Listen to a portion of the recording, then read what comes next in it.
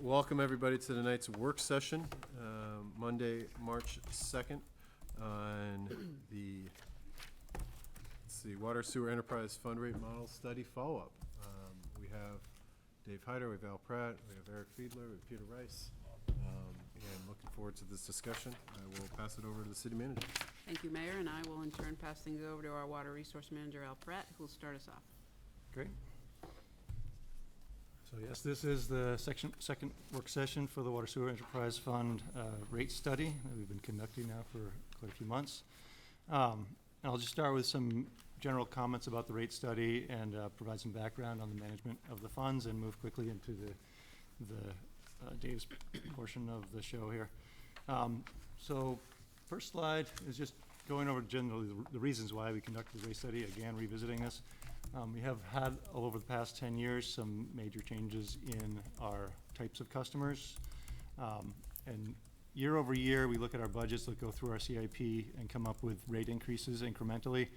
But it's important every so often to see how things have changed and do this type of rate study to make sure we're still being fair and equitable the way that we are imposing our rates. So there has been a reduction in industrial users we talked about. Multi-unit residential customers have increased.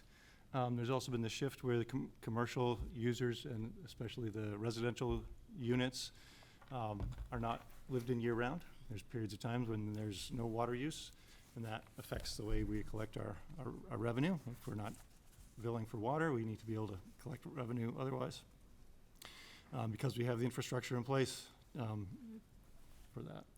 Another reason this additional revenue is required is we need to recover our net position.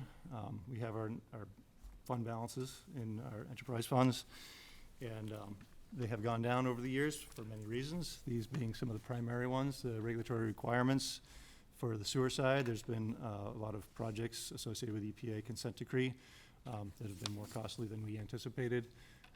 For water, we have PFAS treatment that is, we've already spent a little bit for that. We'll be spending a lot more for PFAS, meeting PFAS requirements. We have the Newington Booster Station. We had to do some work there to meet PBP regulatory requirements. Economic impacts, things are costing a whole lot more now since COVID, as we talked about in the last work session.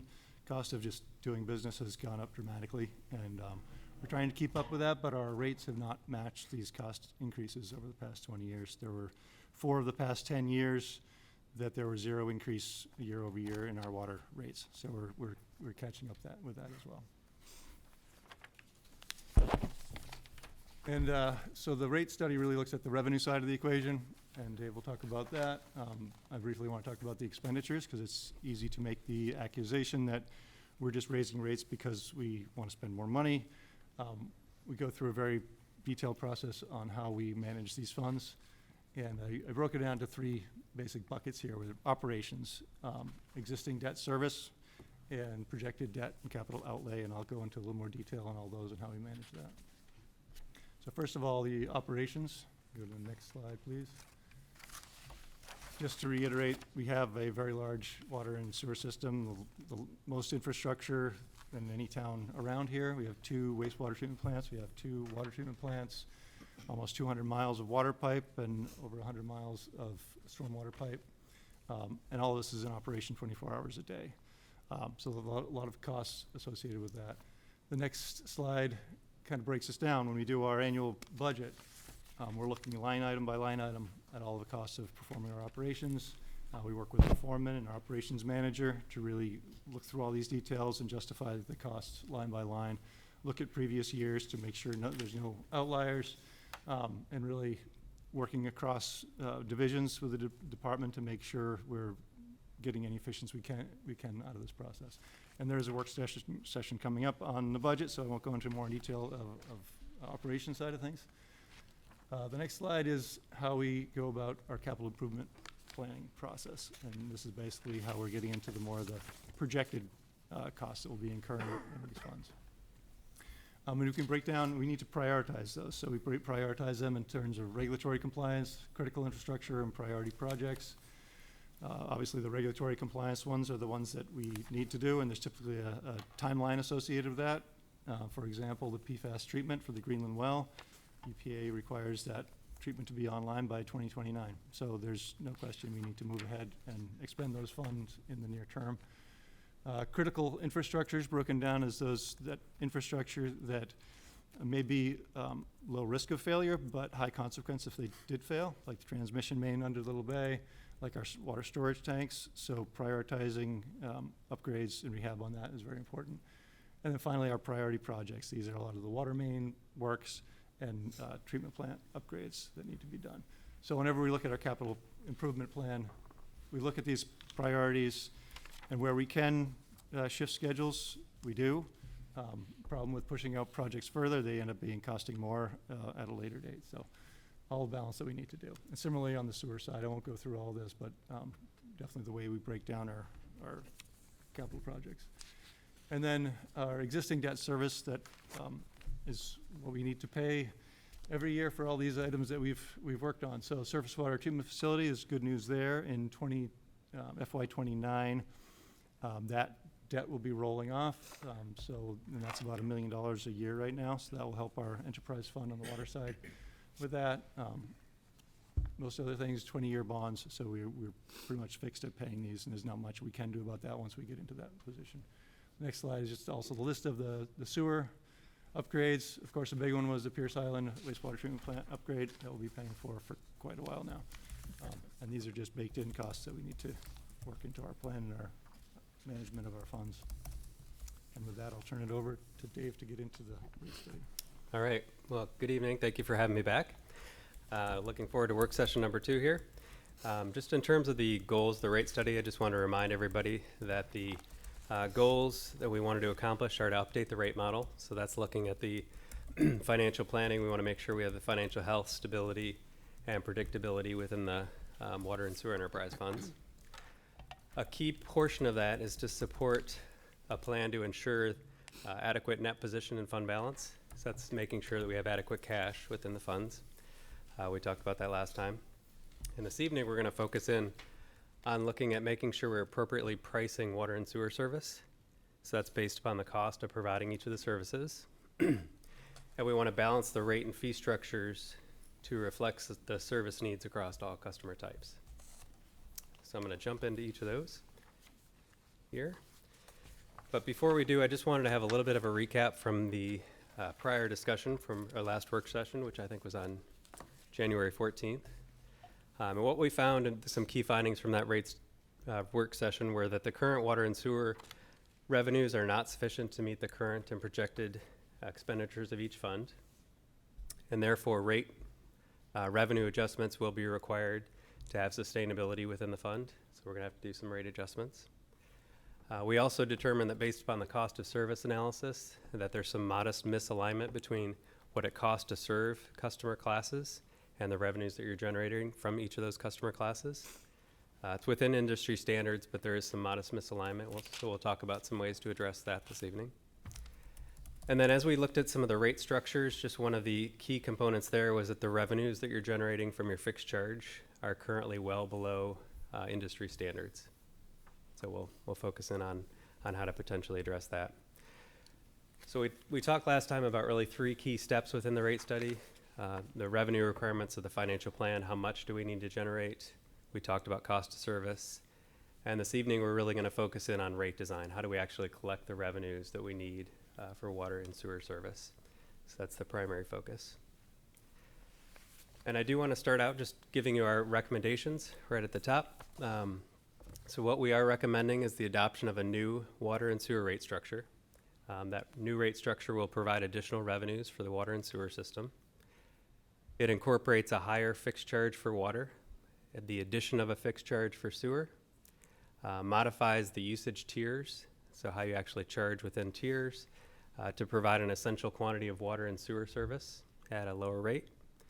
And then it also updates irrigation rates to align with cost of service. One of the things we identified was that there's some misalignment between the cost of service on irrigation. We also talked last time about not just adjusting the usage rates, but talking about the holistic approach of adjusting your ancillary fees and charges. So we also are making recommendations to adjust the water and sewer service charges to match cost of service for items such as capacity use surcharges, wholesale rates, and sewer use surcharges. And then finally, final recommendation would be just to continue to monitor the financial health of the enterprise funds to make sure you can have sustainability and financial resiliency within the funds. So a little bit of background, just want to remind you again, as we talk about customers and in terms of customer impacts, get a sense for how many customers you have of each type. And so this is just a breakdown of your current water customers.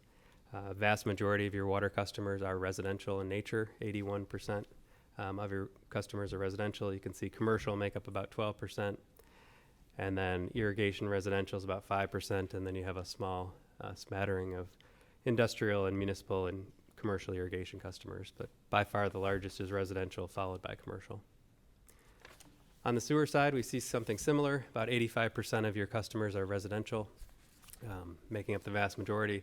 13% are commercial, and then you have 1% or 68 industrial customers, and then about 49 municipal customers. So again, just gives you a sense of the breakdown of customers. So while residential customers make up the vast majority of your customers, they don't make up the largest percentage of use on the system. That's actually generated by commercial customers. So you can see your commercial customers make up about 44% of your water use, about 43% of your sewer generation, and then followed after commercial is your residential customers, about 35% and 40%. So obviously your commercial industrial customers are your larger users on the system. Okay. So just a reminder before we talk about any alternative rate structures or ways to adjust the rates, this is how you currently charge. So you currently have a fixed charge that's scaled by meter size for water. The larger the meter you have, larger service you have, the higher the fixed charge you pay. Retail and irrigation customers pay those fixed charges. As I mentioned earlier, you don't currently have a sewer fixed charge. And then in terms of usage rates for retail water, there's a two-tiered structure. For the first tier, 0 to 10 units, it's $547. Over 10 units, it's $658. Irrigation customers, you have a three-tiered structure, and you can see how that scales. And then sewer customers are charged similar to water. It's a two-tiered structure, 0 to 10 units and over 10 units. So that's your current structure. So as we talk and look at some rate alternatives, I just want to talk about some of the guiding principles that we use as we look at rate structures. And these are listed here. The first one is customer affordability. So ideally, we come up with a rate structure that provides affordable service for at least the basic needs, basic indoor needs. That's one of the primary goals. We also want to have a rate structure that provides rate and revenue stability. So we want to have rates that aren't bouncing around year over year, as well as revenues that are stable on the system. So we want to limit that volatility. We want them to be cost of service based. So we want them to align with what it actually costs to serve a customer, so that the utility customer's bill matches what it costs to serve them. We also want to make it sure that it's administratively simplistic and that customers can understand it. I've seen some pretty complicated rate structures in the industry, and oftentimes customers get confused, don't understand why they're paying what they're paying. So we want to keep it relatively simple. And then obviously we want to make it legally defensible. We want to comply with industry standards and legal requirements within the state. So that's the framework. Now as we dive into some of the components, we talked about this last time. The first component is just fixed charges. And again, a fixed charge is something that you pay regardless of water or sewer service. The reality is that a large portion of the costs that the city incurs in providing water and sewer service are fixed. You have to pay off the debt, you have to do the capital projects, you have to man the facilities, whether people use water or sewer service or not. As we've talked about, your fixed charge is only on the water side. It's remained at the same level, $4.95 for the past 24 years. That generates about 7% of the revenue on the water side. Industry standards would be more in the 15 to 30% of your revenues for each of the enterprise funds being generated from the fixed charge. And that's generally an industry standard because it provides stability, aligns with the fixed cost of providing service, and generally the rating agencies and those that issue debt like to see a higher fixed percentage. And then the other finding is just that your current fixed charges are not scaled consistently with industry standards. There's meter equivalents that are published that demonstrate the amount of capacity that you could draw on a meter. So we would recommend some changes there. So one of the things we want to investigate was just how many customers you have that don't use any water. And this is just your residential customers. Just a snapshot of time, fiscal year 25, you can see that on average about 450 customers across the year don't use any water or sewer service. You see that does spike a little bit in the winter months, likely because folks aren't around. But the key takeaway here is that these customers are basically paying $4.95 for water and sewer service. And this is a relatively large percentage of your customers not having any use on the system. Okay. So I provided the recommendations, but just in terms of the rate structures options that we looked at, so we looked at two options. The first would be status quo, which would just keep things the way they are. Under that option, the fixed charge for water would just stay where it is currently at $4.95. What we would do under that status quo is just increase the usage rates. So we'd keep the tiers the same, just increase the rates to generate additional revenues that are needed on the system. The recommended alternative would be to increase the water fixed charge. It'd be to add that sewer fixed charge. And then to scale those fixed charges consistent with industry standards. And then as far as usage rates, we'd recommend modifying the tier quantities and adding a new tier, which would increase customer affordability and make that basic service at a lower rate. And then also modify the irrigation rates and tiers so that they are in line with cost of service. And then the final component, regardless of the rate structure, we would recommend increasing your ancillary fees and charges to match the cost of providing service. So that's increases to your capital surcharges, your wholesale rates, and your sewer surcharges. So what this looks like, just the first component, this would be the fixed charges. All the way on the left-hand side, you can see the number of meters that you have on the system by size. So vast majority of customers have 5/8 or 3/4 inch meters. If we kept the status quo, the fixed charges would stay the same. 7% of your revenue would be generated for water. What we're recommending is an increase in that fixed charge to generate about 16% of your revenues for water in a fixed charge. We're also recommending scaling them. You can see at a more aggressive pace to match the American Water Works Association's meter equivalent tables. And then we're recommending adding a fixed charge for sewer. Start at about $8 for your typical customer and then scale based upon the water meter size. Initially, that would generate about 4% of the revenues for the sewer system. So the other change for the recommended structure would be the addition of a new tier. So we're recommending that we have this new tier that provides an initial quantity of water and sewer service for basic indoor water and sanitation needs at a lower rate. And essentially the way that we came up with that was we looked at the typical number of people per household. So the census data gave us 2.1 people per household in the city. And then we're using an industry standard from the Residential End Uses of Water Survey of 8 cubic feet per person per day. And essentially that just equates to 5 units. And again, 1 unit is 748 gallons, just in terms of all the math there. But since you currently bill in units, it would be 5 units in that first tier. And just to show you this graphically on the next slide, you can see this is how you currently charge.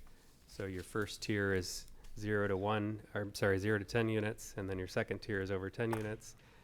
The recommended alternative would break that first tier into 2 tiers. So tier 1 would be 0 to 5, and then 6 to 10, and then over 10 would be the change in the structure for both water and sewer. And then this is what the actual rates look like. So status quo is on the left-hand side. That's just increasing the rates under the current structure. So keeping the fixed charge where it is, increasing the water and sewer rates and the irrigation rates to generate the additional revenue needs on the system. And then to the right, you can see the recommended rate structure. So the retail rates you can now see with the 3 tiers. So 0 to 5 units would be $4.56 for water, $17.47 for sewer. And then as you scale up the tiers, you can see what the rates would be. And then irrigation is structured so that we're aligning with cost of service. The first tier is a little bit higher than under the status quo. The reality is that vast majority of your customers, about 90% of your irrigation customers, never get outside that first tier. So again, that allows us to generate the appropriate amount of revenues from irrigation customers. So this is where the rubber meets the road, and just in terms of customer bills. I know there's a lot going on in this slide, so I can step you through, but this is essentially just showing customer bills, water and sewer, residential, on a monthly basis at various usage levels. So starting all the way to the left is if you don't use any water, you're currently paying that $5. That would stay the same under the status quo. It would increase to $19 under the recommended approach. Next up is if you use 2 units, you can see what again, the fixed charges would be the same, but the usage charges would be a bit different. And then for 4 units, you can see what the customer's bill would be. So current bill, $99. Under the status quo, it'd be $112. Under the recommended approach, it'd be $107. Again, this is combined monthly water and sewer bill. Your typical residential customer uses 6 units. That's the average. And so you can see they currently pay $146. Under the status quo, they would pay $165, and then under the recommended, they would pay $155 per month for water and sewer service. And then as you scale up 8 and 12 units, you can see what the bills would be. Next, this is just a commercial customer. We have a wider distribution of customers in terms of use and meter sizes when they're commercial. This is just a sample 1-inch metered commercial customer. Using 25 units, 50 units, 75 units, or 100 units. Again, this is a monthly bill for both water and sewer service. You can see that in most instances, the status quo and the recommended are pretty similar for this size customer and for these usage amounts. If we look at a 50 unit customer with, again, the 1-inch meter, they're currently at about 1,300. They would go up to 1,477 under the status quo and 1,497 under the recommended. And then the final grouping of commercial customers would just be a larger commercial customer. So this would be a pretty large commercial customer. They've got a 4-inch meter. If they use 100 units, what their bills would be. If they use 200, if they use 300, or if they use 400. You can see there are greater impacts here with the recommended approach. But again, if you're at 200 units, it's about a little less than $400 per month for a relatively large customer under the recommended approach. Next is irrigation customers. As I mentioned, most irrigation customers don't get outside of that first tier, so most fall into the between 0 and 10 units. They do pay a fixed charge. They don't pay, obviously, the sewer fixed charge. But you can see that they would pay more under the recommended approach to get them in alignment with what we found in the study, which was that it cost more to serve given the peaking that they place in the system. And these are the impacts. So your typical irrigation customer may use 7 units. Current monthly bill when they're irrigating would be $51. Status quo would be $60, or the recommended would be $73 per month. All right, so last section, I'm just going to shift some gears and talk about those ancillary fees. So these are non-user rates, more like one-time charges. The first one is capacity use surcharges. So these are charges for new connections joining the water and sewer system, or if somebody needs additional capacity within the system. They're really intended to recover the cost of constructing the assets that you've built in advance of somebody joining the system.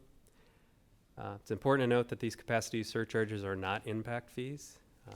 If you were to assess impact fees, there's specific limitations given the requirements to tie them to specific capital projects, as well as the use of those fees. Impact fees you have to use for specific projects and within a specific amount of time, whereas capacity use surcharges are really looking at the historical investments in the system, and there's more flexibility in their use. Generally, they're tied based on the units of service, so the potential demand on the system. If you want to get into the details, the way we calculate them is basically the value of the system minus some credits, which would be assets that were contributed, or outstanding principal on debt divided into the system capacity. So the way this plays out in terms of the actual charges is shown here. It's been a while since you've updated these charges. They do scale by meter size. We'd recommend scaling them consistent with the American Water Works Association. The current up to 1 inch for water is $1,400. The recommended would be $3,300 for water. And then you can see for sewer, it's about $4,000 currently. We're recommending the calculated amount would be about $8,000. Again, these are one-time charges to somebody joining the system. As we looked at earlier, you don't have a lot of large customers, so it's not common to have a big 10-inch or 8-inch metered customer join the system. You don't currently have any 10-inch customers. So I know those bigger numbers can be scary, but they're pretty rare in terms of joining the system. All right, we also looked at wholesale rates. So these are the water wholesale rates. So you have 2 wholesale water customers. You have Newcastle and Rye. They're calculated based upon the cost of providing wholesale service. The reality is when we look at providing wholesale service, we have to account for the fact that you don't use all of your system to serve them. So not all the water doesn't flow through your distribution system to get to them. There's specific pipes that basically just don't use your entire system. And therefore we do some allocation factors. The way we came up with the calculations essentially was we looked at fiscal year 27 cost of providing water, which is about $13 million.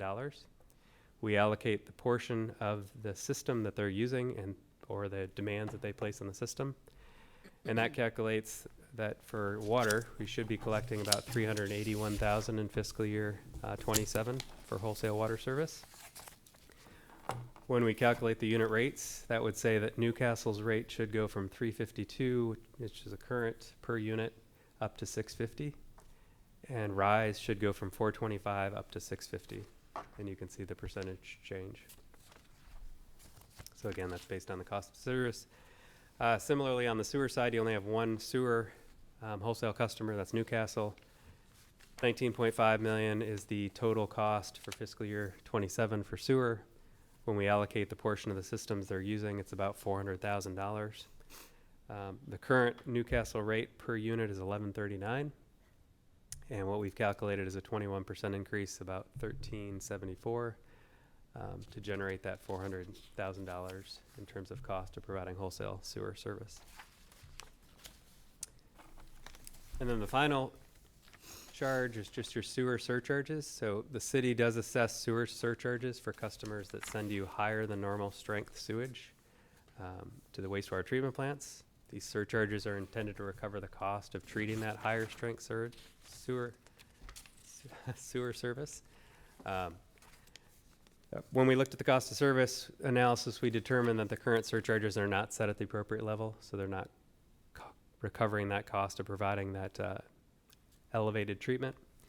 And these are currently assessed in the table here, you can see in the detail, by pound. So pounds of biological oxygen demand, BOD, and TSS, total suspended solids.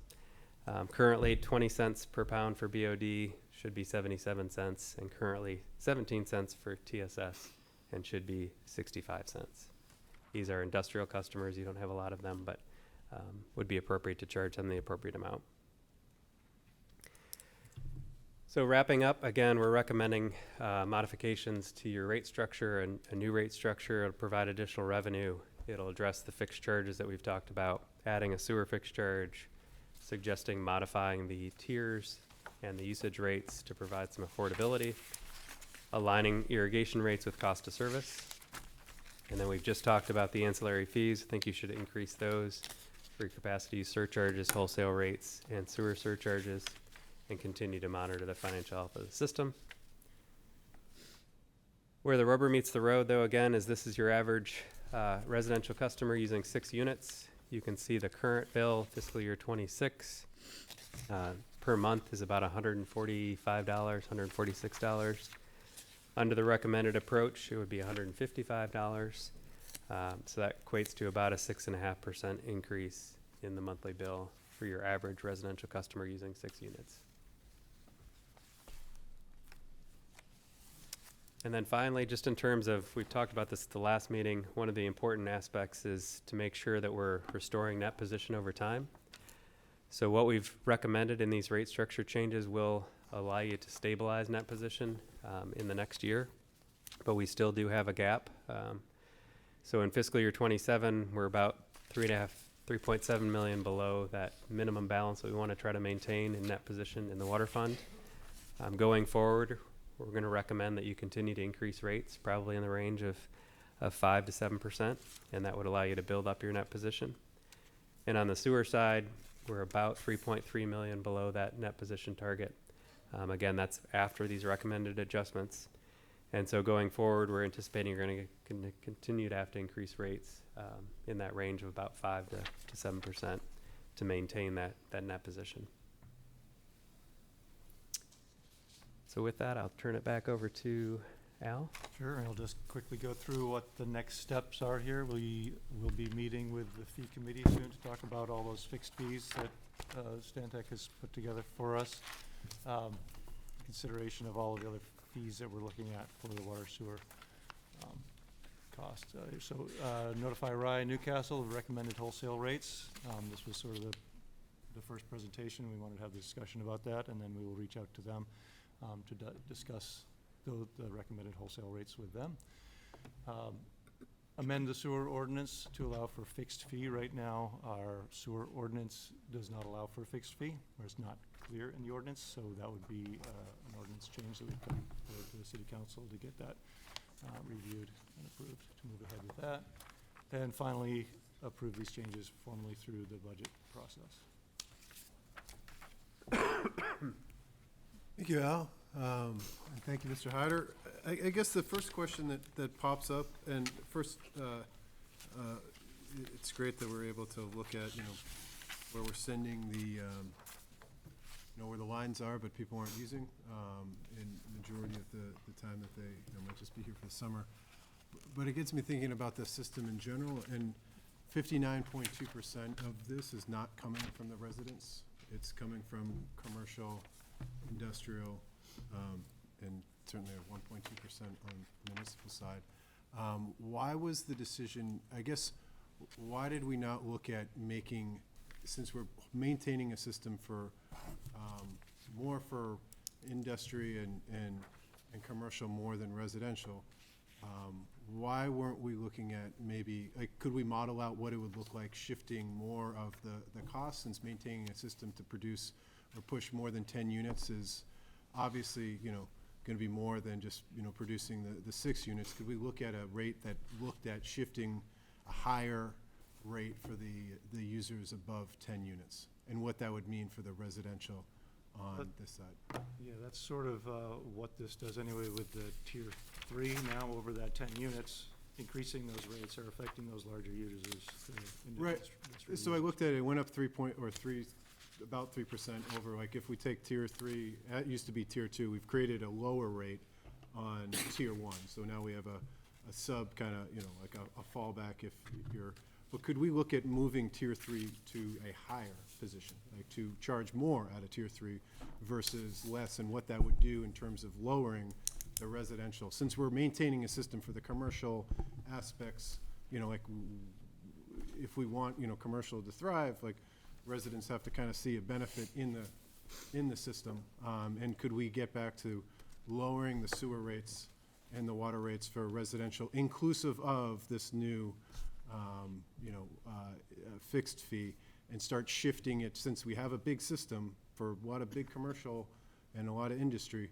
Could we look at shifting the cost to maintain that system over to those, the 59.2% of the ratepayers that are using this? So I could quickly speak to it, but I think David Hyder could better speak to the cost of providing services. It's important to remember that these fee structures have to be legally defendable. So when Dave's company evaluates the cost to provide service, they take that into consideration. What's a reasonable thing to be able to adjust towards the commercial industrial side? If we just arbitrarily slide that more towards those sides, we open ourselves up to legal challenge, and Attorney Woodland could explain to everybody that would open us up to the potential of being required to go to the Public Utility Commission which we currently don't have to go through, but if our fee structure is not defendable, it puts us in a situation where we have to. Have we ever had to defend it? Um, I guess if the question I is, if we've believe- never had to I defend it, I'd wonder if we're pushing it enough to the legal limit of, what we have. I mean that in all No, I seriousness. appreciate what you're just would saying. like to, I would like them to, this is indefensible, and for them to test that, and for us to be able to come back and say, well, court said it was. So, Dave, you can Yeah, I speak to mean, that, but. I guess, just to reiterate what Peter said is, generally you can't be arbitrary and capricious in terms of how we set rates. And so we do look at cost of service, and we want to stay within those guideposts of what it costs to serve an industrial customer versus a commercial. But I will say that this recommended rate structure does shift cost away from residential towards commercial in I don't want to say a huge way, but it does align with cost of service, and therefore they are definitely paying more if we looked at a percentage of. There's a percentage, but on the hookup fee, it's, residents are paying a bigger share of their total consumption on the hookup fee, so we're adding that. That has to go through the whole thing, and it's good, or in terms of like, it has to be an ordinance change and things like that. I guess like, the question I'm trying to ask more philosophically is, can we, we have a system that supports very, very large customers. We're saying that in order to serve those customers, they're only taking the percentage of that. But if we didn't have these large customers, we would have a much smaller system that would cost a lot less money to operate if we didn't have to push all this outflow out there. And so I'm not talking about from a pure cost of what it does, but like the investment that we've made to allow for this seems as though like, would love to be able to find I guess I would, if we're at least not challenging or having to go to the PUC, I just feel like we are, Right. we're not pushing this enough to be able to say, what is the actual limit that we are going to run up against? We can review that and make sure we're bringing it closer to, what's what we feel is the edge of that justified approach. So we'll sharpen the pencils and look again at that and see if there's any adjustment that shake out. But, it is, go ahead, David. Well, just one other thought is it's not always necessarily the volume, it's also the peaking that they place in the system. And so that's why irrigation is so expensive, because the peaks demands that they place in the system, you have to have that reserve capacity and the storage and the pumping and all that ready for that instant when they're going to use. And so oftentimes what we'll see is, if it's just a steady state volume on the system, that actually costs you less to serve. And so there's a whole bunch of factors that play into it versus just, it's not necessarily a pie chart to say that 30% is this, 30%, and therefore the cost should be divvied up that way. There are factors that play into it. And on the sewer side, it's more of the strength.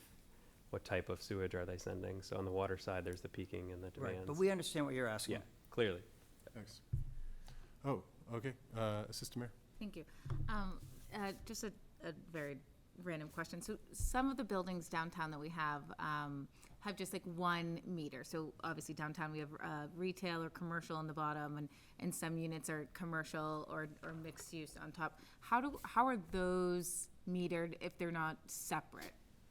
Or how are those billed in usage and fall within this if they're not separate? Sure, yeah, they're metered through a single meter into the Yep. facility, usually a larger meter, so they'll now be paying more for that service because it's a 2 or 4 inch meter that goes into that building. And then it's up to the building how they bill out their How they distribute residents. the bill? Okay, so even if it's, say, 4 residential on top and just a smaller commercial on the bottom, they would be charged essentially at the commercial rate, not the residential rate? They'll typically fall in that tier 2 or tier 3, Yep. depending how big they are, and that's sort of what they end up paying us, and then how they charge people that live there is. Is how they do it. Thank you. Councilor Cook? Thank you, Your Honor, and thank you for the presentation. My question is around the irrigation customers. I believe that's 493 of our customers. You said that they would they would also have the fixed rate. Will that apply year-round, even though the majority of them don't have service 6 months of the year? It does, I believe. It does. Yeah. So what's the incentive to even have an irrigation meter if you're a low-level user? Say you only use 1 unit. If you're having to pay $120 for the 6 months that you're not using the service. They're just not paying the sewer part of that. Correct. Well, I know, but So if they're it's- only using a small amount, it seems like it disincentivizes that separation. Could be paying Sure, for you the need to roof, do There's the, a break point there, right? you gotta look at the balance, because it's $18 and something a Oh. unit. And that quickly, you know, if you use a lot of irrigation, and you like a green lawn, For those 6 that's- months. for those 6 months, that's where you're, you know, the delta, you know, if you're saving money, it's Comes with a personal delta. decision. And a follow-up on that, you talked about peak irrigation usage, and my understanding is most irrigation users use the system overnight when other users are not using the system, so they don't create that peak demand in the same way that industrial does. So I'm confused by that Seasonal thing. idea of peak demand in irrigation. So it's a couple things. One, it's available water. So if in the summertime you have a certain amount of water and we have a drought, and irrigation is at peak demand on the water system, so it's not necessarily the time of day. It can be any time of day. It's putting more demand on the system. It's not a needed demand like domestic water use, fire service, that type of thing. And lastly, did you consider separating residential versus commercial irrigation? Because commercial irrigation does use a lot more water, usually they're irrigating larger spaces than residential. If we analyzed it that way, there's no way to put costs for each type of user, though. That gets back into the categories where we can't assign certain fees or costs, rates for different types of users, but it fits into the tier structure. So a lower tier is more the residential user, where the larger are falling into tier 2 or tier 3 irrigation rates. The golf courses pay a lot more Right. than a residential.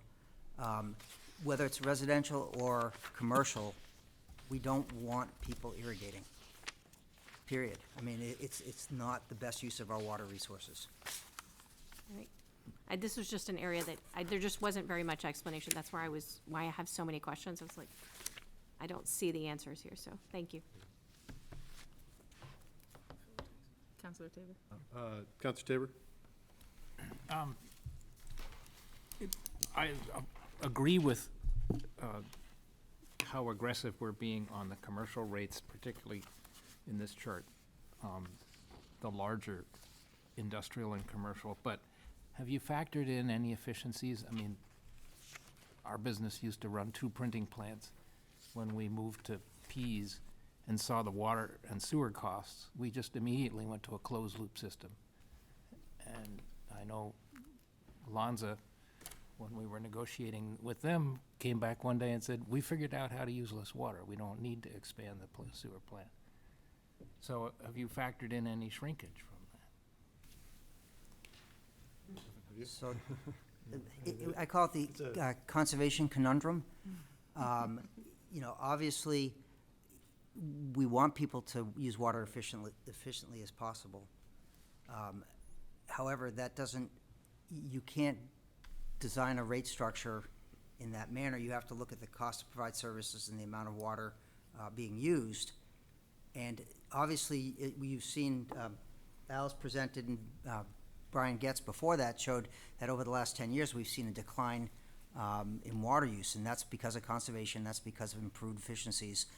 So the rates do get adjusted, but they don't necessarily go down. If somebody's reducing their costs by doing efficiencies, it's hard to turn around and say, well, we're gonna surcharge you, or we're gonna do something more because you've reduced the cost of operation. No, when you're doing your holistic model, do you factor in that efficiency? If you raise rates, quantity usage will go down at the Right, higher and end of. yes, that does get included. Yeah, we do. We look at the I historical misunderstood what your trends. question was. Counselor Bagley? Thank you, Your Honor. I've got a couple of questions, and they piggyback off each other. But the first one, I'm concerned that we're charging single-family homes of Portsmouth residents the highest burden percentage-wise based on these metrics. For instance, on a 1-inch fixed meter size, you're saying retail surcharge would be $8.27. On a 10-inch meter size, you're saying the retail surcharge would be $2.52. The difference financially is about 30.5x. The difference in capacity is 100x. Why are they not linear increases in charges for the meter rate to the capacity of the meter? Because I think that's going to lead to us undercharging larger meters, which would go to large apartment buildings or industrial use, versus smaller meters, which would go to single-family homes. So in terms of just want to make sure we're on the same page. You're talking about the recommended fixed charge. Yeah, for retail, if you take 1 inch, it's my understanding $8.27. That would actually be 31.63. If you looked at the combined rate, if we do the Oh, water that's and the sewer. current. So Sorry. Yeah, that's where it does. it scales basically to the diameter of the meter to the 2.63 power. So it's basically the hydraulic capacity of the meter. So the recommended is going for water 1094 scales up to $1,531 for 10 inch. On page 11 of the handout.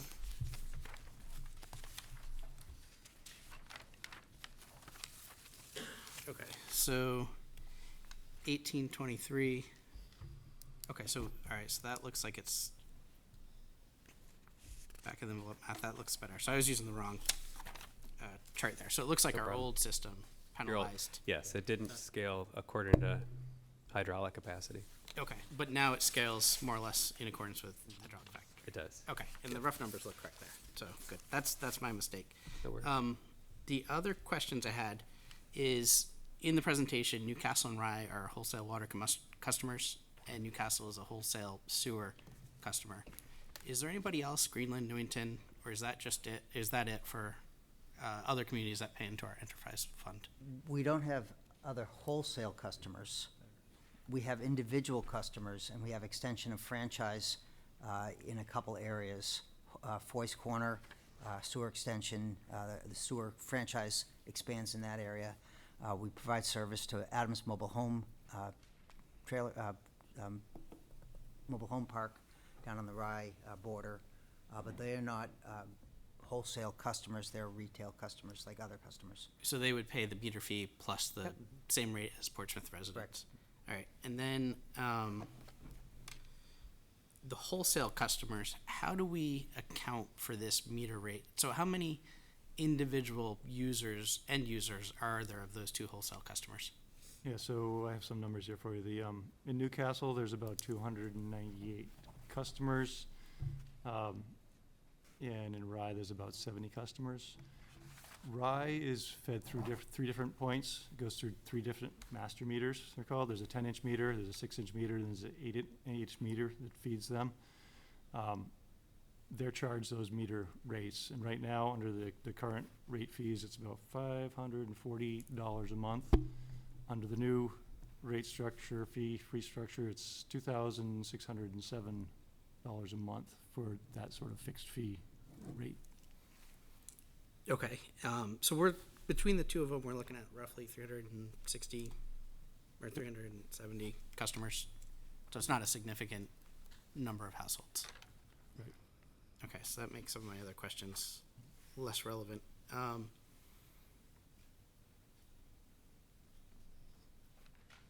Sorry, I don't want to waste everybody's time because I thought those I got- numbers were bigger. So just a quick question following up on where we could look at sharpening the pencils. Can you explain, on irrigation, we created like a new tier in the above, we had the over 20 units. Why did we not look at, I know we created a third tier, but we did it on the lower end. What's to say we couldn't create another tier on the higher end, on the for water and sewer, non-irrigation? So we put 20 units as the irrigation. Why couldn't we have, and we see that as a cost, why couldn't we increase the cost on above 20 units? Or why are we not increasing the cost? If we view it as defensible on the irrigation side, why are we not doing it on the non-irrigation side? Yeah, we could add another tier. The reason why it's defensible on the irrigation side is just because of cost of service, just looking at peak demands that they place in the system. So we can actually look at what their average use is, what their peak usage is, and the facilities that are required to meet that irrigation demand. When it comes to the retail rates, we would have to just come up with some basis for why we're charging those customers more. Getting back to your earlier question in terms of, Just Does a way it to cost us more? investigate, just as, we seem to have some sort of legal defensibility for a 20-unit being that, and if we could Right. create and carry that over to the retail side in terms of, more than 20 units places a larger demand on the system, Mhm. then, defensibility-wise, we could at least model what that might look like. yeah, we can investigate that for sure. Councilor Moreau? When we were looking at what's commercial and what's residential, are you including in those commercial numbers the large residential buildings that are all residential? Those would be considered commercial, right? They are. What about a giant townhouse project? Because I know most condominiums are all built through their dues because they don't want individual billing in a lot of them. So I guess those would all be considered commercial as well. So part of our commercial numbers actually do include a lot of residential use. Oh, certainly. That's what Yeah, I'm yeah. trying to understand and make sure we understand the difference. I can speak a little bit as a person who is one of those irrigation customers at home. It does make a difference in the billing. And even if the fixed rate, you do it year round. I mean, the very first month I owned the property, we didn't have a separate meter and we had a $400 bill and we didn't even live in the property. So it does make a But that huge grass difference. looked good for your neighbors. Looked great, but I was very excited to ask for that second meter. Oh, System Mayor. Thank you, Your Honor. Is there a way, as we're discussing potentially adding a fourth higher end tier, and maybe I'm missing it really in here, to break down, because right now we have it kind of broken down as how many users we have in tier 1 and tier 2 currently. Is there a way to break down if we were potentially to do a fourth tier, kind of where we're seeing that metric over 10 units, or how many of our users we're seeing are over 10, or over 10 units and plus? I guess partly to see if we're not really seeing, if we're seeing 2 users say over 15 units, does it make sense to change it or if we're seeing more in the 5 to 10, does it make sense to put another tier in there? Yeah, we have that data, and in the last presentation, there was some distribution Yeah. shown. But, your residential customers, most don't get outside of 10. The vast majority fall within the 0 to 10. Yeah. But commercial customers could be all over the board in terms of, And I would find it interesting if the data is readily found, to figure out, to kind of go on what Councilor Moreau was saying, the different types of commercial use. Obviously, we're gonna see I would assume a much higher consumption at a larger apartment complex, and say we would see a larger scale commercial, like a Walmart or a retail commercial versus, for me, I think it just would be good for the public and for this committee and everyone to understand the difference of when we say there's a commercial that's a residential aspect, and there's a commercial that's a actual commercial business aspect. So I think maybe in the just an insert to the council, or in the budget or next work section, I think it would be good to just gather some of that information. System Mayor, Councilor Cook, Councilor Tabor. Thank you, Your Honor. I'm going to follow up on irrigation, because you didn't set separate rates for larger meters. Is there a way to look at setting separate rates for someone who has a larger meter for irrigation?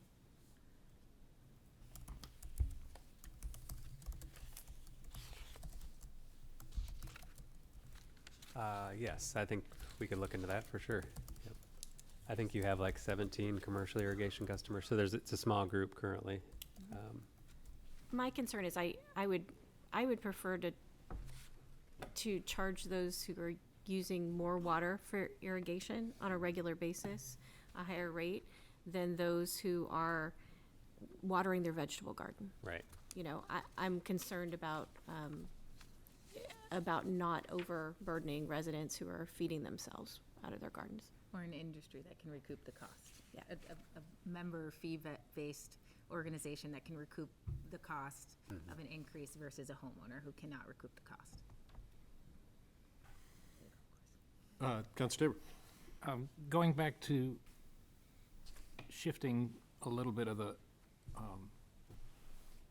financial burden to industry and commercial, you said that part of the cost we bear is the surge demand or the high capacity that we need for these big users, like a hotel in July or August.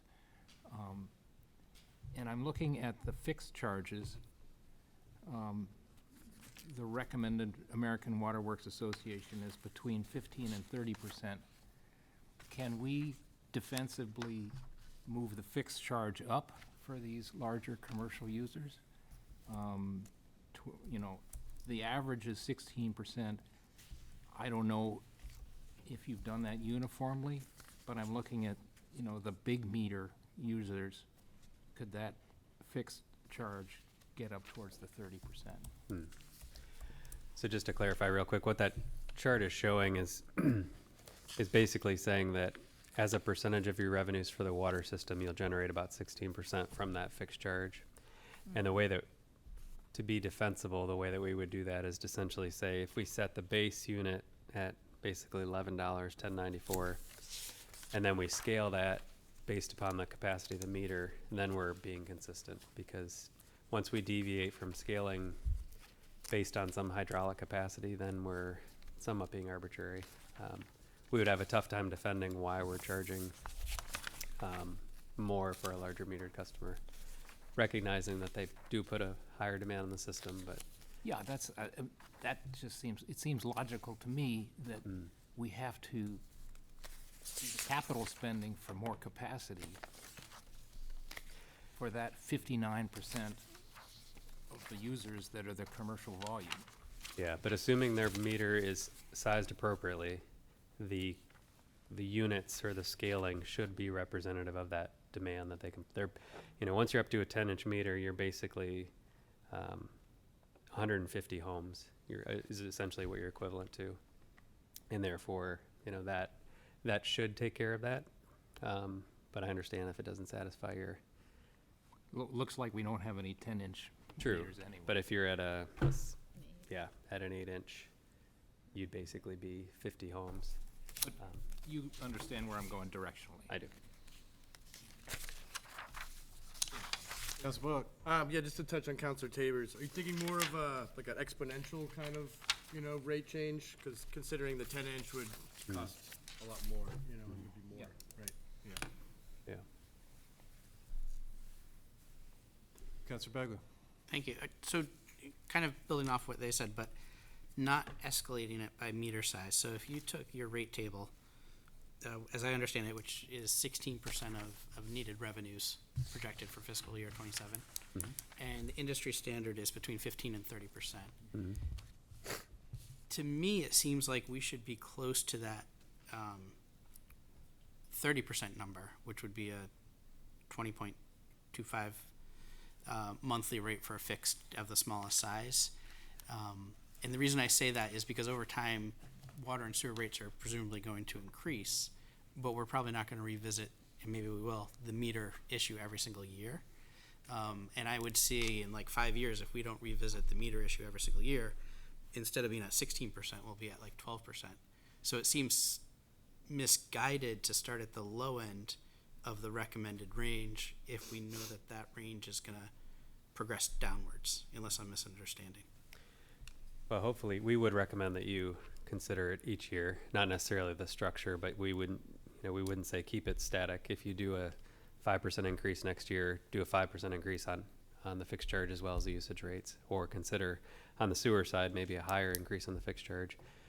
One of the issues with going to that level right out of the gate is just the impact that it has on your smaller user. So as you know, if you don't use a lot of water, that's a pretty significant percentage increase if you're going from $5 to $25 in fixed, or $22 or whatever it would be. So that's the balancing act we're trying to accomplish. You know, adding that sewer fixed charge is starting at 0. And so now people that don't use any water or use very little water have to pay that sewer fixed charge. So that's that's our rationale behind it. It's not to say you couldn't go higher, but that's the reasoning. Just a follow-up, do we know, so say I use 1 or 2 units of water, which is the smallest bill, what would that bill, under current situations, what would that monthly bill be, roughly? $52, So 2 units. if it's $52 and we went to a fixed size in the neighborhood of $20, are you saying that the usage rate, the unit rate doesn't drop enough so that 52 would become 60 or? Correct. Well, that's what's happening right now. It's going to $19, and the rates are coming down from 47 to 44, but the aggregate is that it's still going up by $11. And so, we have a council meeting, I think we need another work session on this.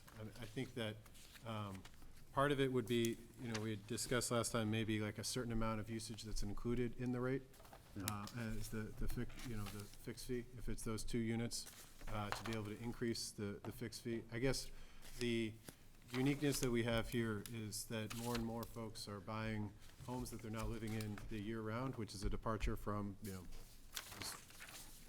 40 years ago. So looking at that in terms of the fixed fee needing to be a higher percentage to take into account for those homes that aren't being occupied or being used. And then also making sure that we are, not just with a different tier, but potentially a credit in that for those lower users that they have up until 3 or up until two units that are included. Knowing that, at a previous time, we were, and we'll still be concerned about water conservation, but from an economic standpoint, the economics don't really work right now for the lesser amount of water in the system. It's hurting us.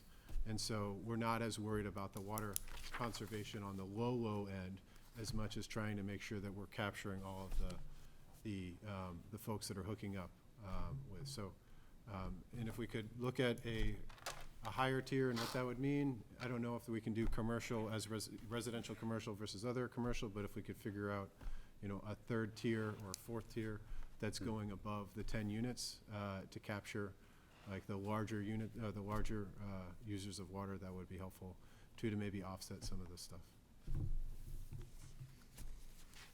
All right, I know there's probably a lot more questions on this. Appreciate it, guys. Again, Mr. Hyder, Al, Eric, and Peter for having a whole lot of answers. And for Suzanne, I saw her in the background waiting to tell me why we weren't going to try to get sued on this. Let's. Public comment. Oh, that's right. We have public comment. Okay, sorry. Yeah, sure.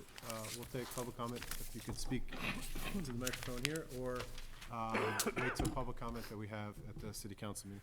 But if you want to get 2 bites of the apple, I guess here's your chance to do so. Seeing nobody rise, we will adjourn this work session and begin the city council meeting momentarily. Thank you.